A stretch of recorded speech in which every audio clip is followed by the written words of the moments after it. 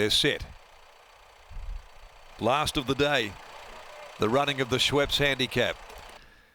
Barriers up at the top of the home straight. They're off. And up into the air went His Eminence as the starter released the field. Missed it by a couple of lengths. Royal Law jumped away well. And so did El Giro del Mondo. Mr. Talentino coming across now. Taranaki, Royal Splendour as well from Vergrey. And Beats of War out a little bit wider as they complete about 250. Taranaki, the former Queenslander, found itself in front here. Leads Royal Splendour. Beats of War sitting 3 deep. Royal Law is down on the inside next of all in front of Mr. Talentino.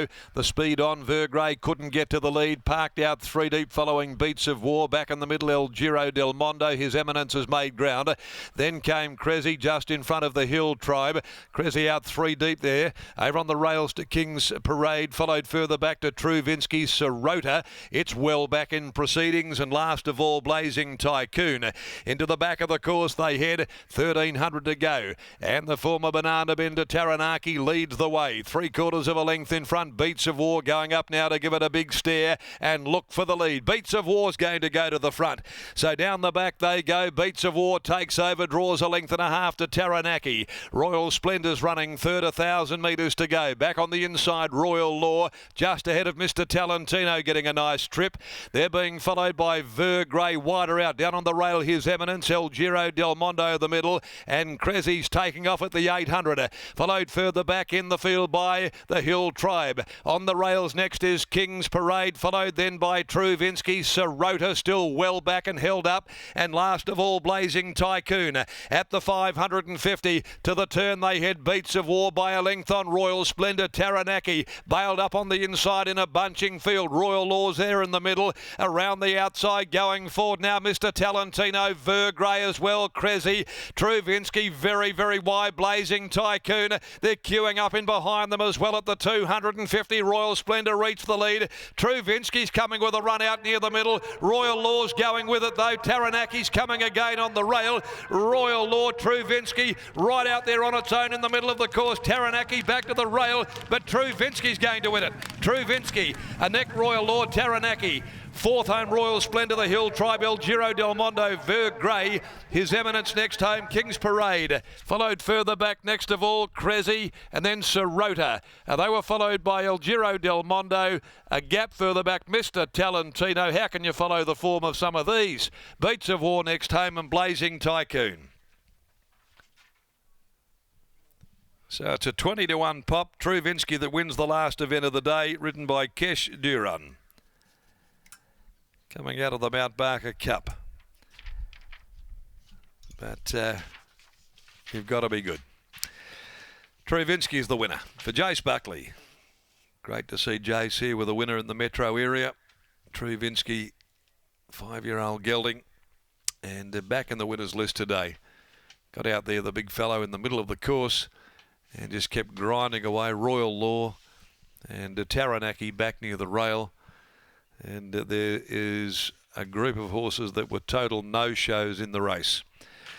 The winners by Oratorio out of Dane LaBelle for RK, Mrs. J.D. Higgins, and wins for the 4th time in 25 career starts. Second placing to 2 Royal Law by Piero, Ash Maley, Chris Parnham, and 3rd home Taranaki. It'll pick up one very soon. Former Queensland gelding by Tarzino, Jade McNaught for Luke Fernie. The other details to come in a couple of moments' time there after the running of the final event for the day. So market prices there, that winner was $21, Royal Law $13, and Taranaki $26. Half a length by 2 were margins, 2:18.83 the time, 37.18 the last 600 metres. Lockie Taylor is downstairs and just can't wait to get his teeth into the story of this winner in TRUEVINSKY.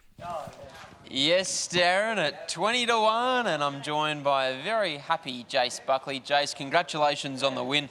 TRUEVINSKY, he's an out-and-out stayer, and that's what he showed here this afternoon. He is, yeah. We always knew he'd get over a decent trip. He's sort of just been really unlucky this preparation, so he did have a short rehab prep, and then come back.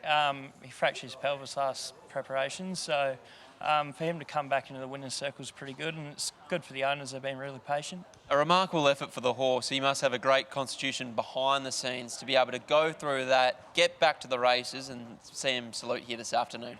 Yeah, exactly. He's only had, I think, 2 local runs, and other than that, he's just travelled the countryside and taken in stride every time. He's a really good run in the Walkaway Cup in Geraldton, 3rd up. But he'll go out for a couple of weeks now and get some grass under his feet and just have a bit of a freshen up for a few weeks and come back and see where he's at. Keshaw handles him so well. He made a really strong move at around the 600 metre mark to put the horse into the race, and in the end, in a race of momentum, that may have been the difference. 100%. I said he needs clear room from the 600. He's a typical stay. He needs to wind up. There's no point pulling him out 2 furlongs from home, and when they do, he's just getting nutted half a length or a length. You know, it's just the winning move at the 600, I think. Talk us, or give us an insight into your stable, Jace. How many horses are you working at the moment? Are you looking to expand in time? Yeah, hopefully. We only have around 10 in work, and 5 of those are babies. So, and then obviously I own a couple myself, which is never a good idea when it's about 30% of the barn. It's a nice result, and hopefully plenty more horses coming your way in the future. A young trainer on the rise. Well done here. Appreciate it, mate. Thank you very much. There's Jace Buckley after the win of TRUEVINSKY. Keshaw Duran, he gets along with this horse very, very well, Scotty. And as I said to Jace, and as Jace alluded to, the winning move was perhaps when Keshaw put him into the race at the 600 metre mark, and the horse just continued to find the line well. Certainly is. As we often say in these staying events at this level, momentum is key. You just stay out of trouble. Sometimes 3, 4, 5 into the corner isn't a bad thing. Keshaw joins us now. The Rock, talk us through the win. It's pretty good. I get here to draw wide, but I said to Jake, I said, I draw a sticky gate, but my plan was like probably midfield, free wide with cover and pop him out about 600 metres, just let him go on the momentum, and he will sprint really good. That seems like the key to him, just giving him some galloping room. Yeah, of course. Every time probably I ride him, and he give me a good feeling. Every time I just give him, he tries his 100%, and he need like probably good clear room and probably let him roll along and about 600 metre, and he will finish off really good. Earlier in the day, the boss's horse, Cap Cavor, shouldn't be too long until he wins a race. Yeah, for sure. Like, he's knocking on the door. Probably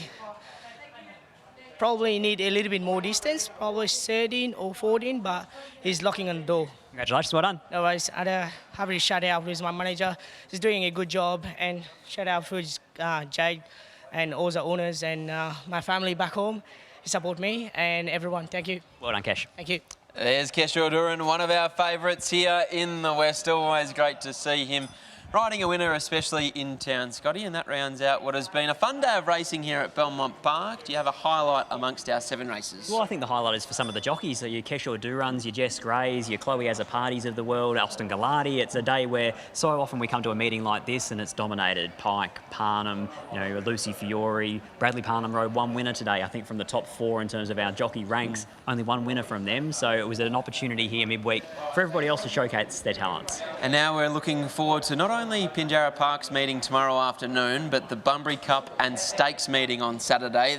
Both races look like outstanding fields. And then Sunday, the Lex Piper and the Fillies race, the Ascot 1000 Guineas, both fields are full of quality. So 4 listed races across the weekend. It really is quality racing. I'm excited to see how Watch Me Rock measures up in the Bunbury Stakes. The Bunbury Cup, that could go any which way. Captain Pluto, I think, has gone up favourite from his effort last week on the backup.